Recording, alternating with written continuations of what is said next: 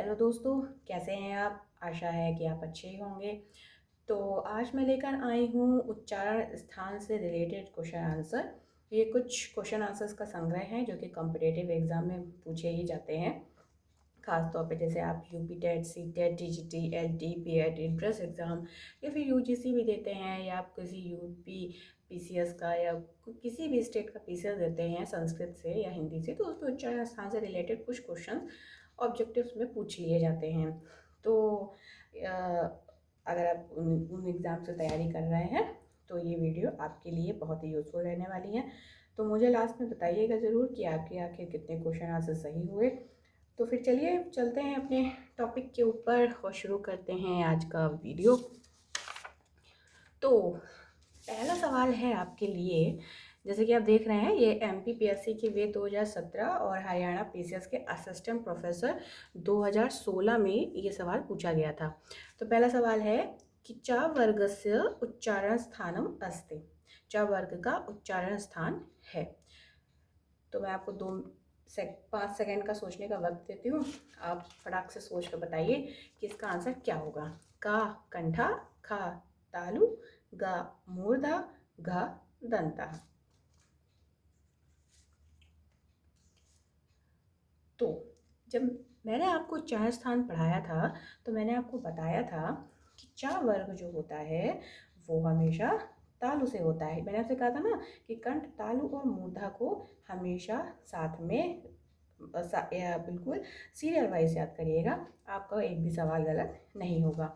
तो चा वर्ग का उच्चारण स्थान क्या होता है? वो होता है तालु। ठीक, तो जिससे जिसे तालु दिया है उसका आंसर सही है। दूसरा सवाल है वकारस्य उच्चारण स्थानम अस्ति। का दंतः, खा ओष्ठ, गा दंतोष्ठ या घा कंठ तालु। तो वकारस्य दो की शक्ति है इसके पास। तो बताइए वो दो की शक्ति कौन है? तो वो दो की शक्ति है दंत और ओष्ठ, यानी कि दूसरे का ऑप्शन का बिल्कुल सही है। ठीक है ना। वकार, जब आप वकार वकार आप ये मत सोचिए कि वकार क्या है, यानी कि वाह। ठीक है, वाह वाह की बात हो रही है। ठीक है, तो वाह का उच्चारण स्थान क्या है? तो वाह का उच्चारण स्थान है दंत और ओष्ठ। ठीक, तीसरे सवाल की तरफ बढ़ते हैं। तीसरा सवाल पूछा गया कि निम्नलिखित में से कंठ से उच्चारित होने वाली ध्वनि है, यानी कंठ से ऐसा कौन सा वर्ण है जिसकी ध्वनि कंठ से निकलती है? तो ऑप्शन है क म, ख ता, गा ला, घ आ। तो कौन कौन इसका ऑप्शन सही दे रहा है? तो आपको पता है कि माँ तो हो नहीं सकता।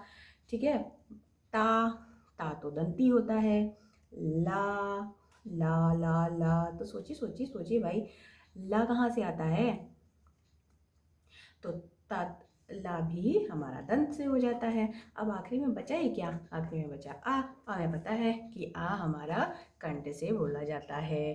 तो ये हमारा ऑप्शन तीसरे का सही हो जाएगा, घा। चलिए बढ़ते हैं चौथे सवाल की तरफ।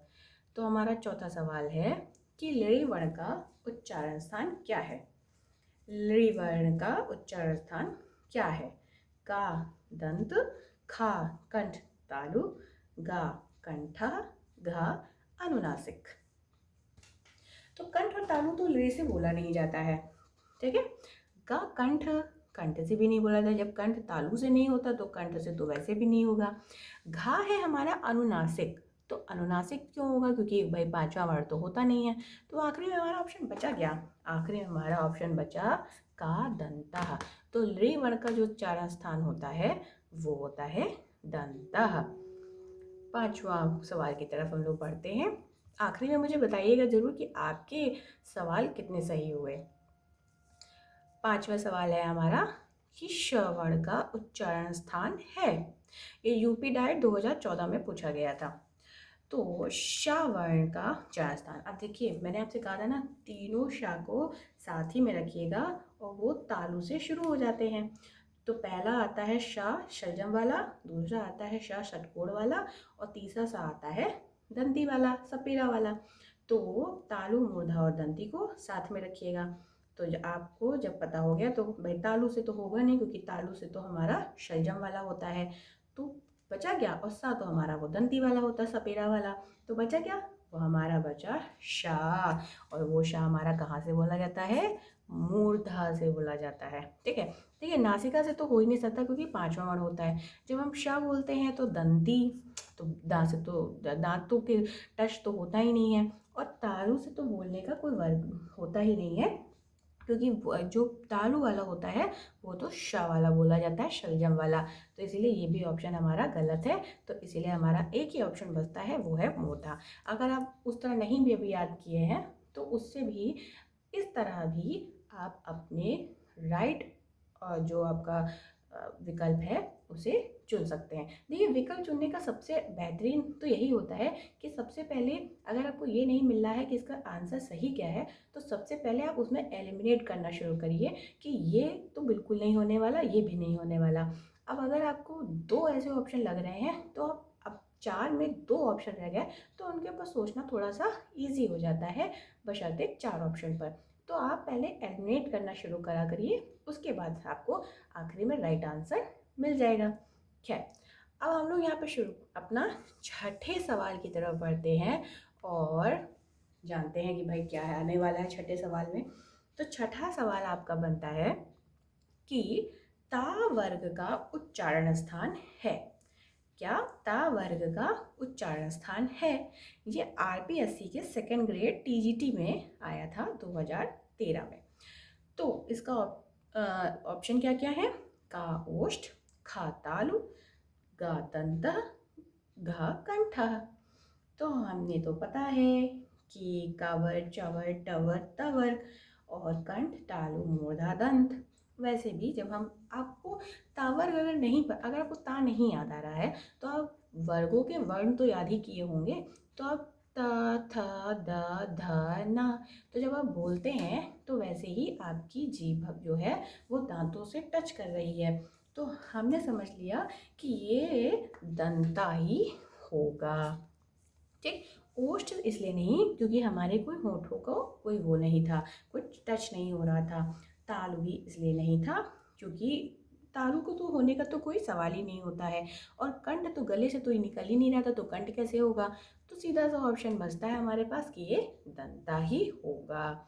इसके बाद सातवां सवाल है हमारा कि कंठ से उच्चारित होने वाली ध्वनि है। ठीक है, ये हमारा यूपी जीडीसी 2008 में आया था। तो कंठ से उच्चारित होने वाली ध्वनि है क म ख त ग ल घ अ। तो सिंपल, ये तो हमें पता ही है कि कंठ से हमारी जो उच्चारित होने वाली ध्वनि है वो है आ। ठीक है, अब देखिए, अगर आपको, मैं इसमें एक और आपको चीज़ें बताती हूँ, जैसे आपको नहीं समझ में आ रहा कि कंठ से उच्चारित होने में ध्वनि क्या है, तो आप, मैंने आपसे कहा आप एलिमिनेट करिए। तो अब आप एलिमिनेट कैसे करेंगे मैं आपको बताती हूँ। जैसे कि पहला ऑप्शन है माँ, ठीक है माँ। तो आप सोचिए माँ कहाँ, आप माँ को खुद बोलिए माँ माँ। तो जब आप माँ बोलते हैं तो आपके होठ जो होते हैं ना वो आपस में क्या होते हैं, आप एक दूसरे पे चिपकते हैं, है ना। तो इसका मतलब है कि जब माँ है तो ये तो पा वर्ग का है, ठीक है, पा फा बाबा माँ। तो ये तो हमारा ओष्ठ से हो गया। अब आता है ता, जब आप बोलते हैं ता, तो ता आपका हो गया दंत। ठीक, तो ये भी नहीं होने वाला। अब आप बोलिए ला, ला, तो ला आपका कहाँ आता है भाई बताइए, ला भी आपका आता है दंत में, तो भाई ला भी नहीं। और यहाँ तो पूछा है कि कंठ से उच्चारित होने वाली ध्वनि है, तो उच्चारित होने वाली ध्वनि है तो आखिरी में हमारा बच गया आ, इसीलिए हमारा ऑप्शन सही हो गया आ, और हमने यहाँ पे अपना आंसर भी सही कर लिया आ। अब हम शुरू करते हैं अपना आठवां सवाल। मैं इसको थोड़ा सा फोल्ड कर लेती हूँ आपको ताकि देखने में आसानी रहे। ओके, तो हमारा आठवां सवाल है कि विसर्ग का उच्चारण स्थान है। मैंने कल जब आपको बताया था, पढ़ाया था, तो मैंने आपको बताया था कि विसर्ग का उच्चारण स्थान क्या होता है। तो विसर्ग का उच्चारण स्थान क्या होता है, देखते हैं कौन आंसर इसका सही देता है। ओके, तो मैं बताती हूँ, विसर्ग का उच्चारण स्थान होता है हमारा कंठ। क्यों? क्योंकि जब हम रामः, श्यामः, विद्यालयः इस तरह के वर्ड बोलते हैं तो उसमें आ का बोध होता है, और आ का जब बोध होता है तो आ हमारा होता है कंठ से, और कंठ से होने के कारण विसर्ग का भी उच्चारण स्थान हो जाता है हमारा कंठ से। ठीक है, आंसर मिल गया? कोई दिक्कत, कोई तकलीफ, कोई कष्ट? आपको कुछ भी हो तो आप कमेंट बॉक्स में ज़रूर पूछिएगा। और हमारा आज का आखिरी सवाल है कि तालव्य वर्ण क्या होते हैं।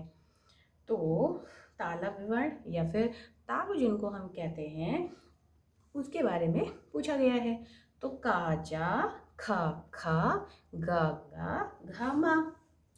तो हमें पता है कि तालव्य वर्ण होते हैं चा वर्ग, और चा वर्ग में ही जा, छा, जा, झा यहाँ आता है, और जा हमें दिख रहा है कि जा हमारा चा वर्ग का होता है, यानी कि हमारा ऑप्शन नंबर का बिल्कुल सही है।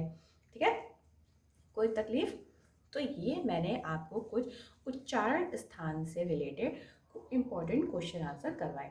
आप मुझे मेरे कमेंट बॉक्स में ज़रूर बताइएगा कि आपके कितने सवाल सही हुए। देखिए, उच्चारण स्थान से रिलेटेड ऐसे ही सवाल आते हैं। आपको अगर आपने मेरे वीडियो को अच्छे से देखा होगा तो आपको ये एक भी इसमें से सवाल गलत नहीं हुए होंगे। मेरा सिर्फ उद्देश्य यहाँ पे ये था कि आपकी एक प्रैक्टिस हो जाए कि कैसे सवाल उच्चारण स्थान से आते हैं। ठीक है, मेरा यहाँ पे कोई आपको बहुत ज़्यादा मतलब डराने का या दिखाने का कोई ऐसा उद्देश्य नहीं था। सिर्फ यही इस वीडियो का उद्देश्य था कि आप समझें, जो खासतौर पर नए स्टूडेंट हैं, जो कॉम्पिटिटिव एग्ज़ाम की तैयारी कर रहे हैं, जो पहली बार कोई एग्ज़ाम देने जा रहे हैं, तो ये उनके लिए वीडियो था। और अगर आप पुराने हैं, आप महारत हासिल किए हैं, पुराने खिलाड़ी हैं एग्ज़ाम्स के, तो आपका एक रिवीजन हो गया, आपने आंसर दिया होगा तो आपका एक कॉन्फिडेंस बूस्ट करने में ये क्वेश्चन आंसर मदद करे होंगे। तो मुझे आशा है कि आपको ये वीडियो अच्छा लगा होगा। प्लीज़ मेरी आपसे सिर्फ एक और लास्ट विश है कि प्लीज़ आप लोग मेरा वीडियो देखते तो हैं, लेकिन आप उसे लाइक और सब्सक्राइब नहीं करते हैं। तो प्लीज़ आप मेरे वीडियो को लाइक और सब्सक्राइब भी करें, और मेरे वीडियो को आप आगे भी बढ़ाएं। मैं इस वीडियो पे आपको और भी अच्छे अच्छे कंटेंट पर वीडियो लाती रहूँगी। तो आप प्लीज़ मेरे वीडियो को लाइक, सब्सक्राइब और शेयर ज़रूर करें। आज के लिए इतना ही। नमस्ते, बाय बाय।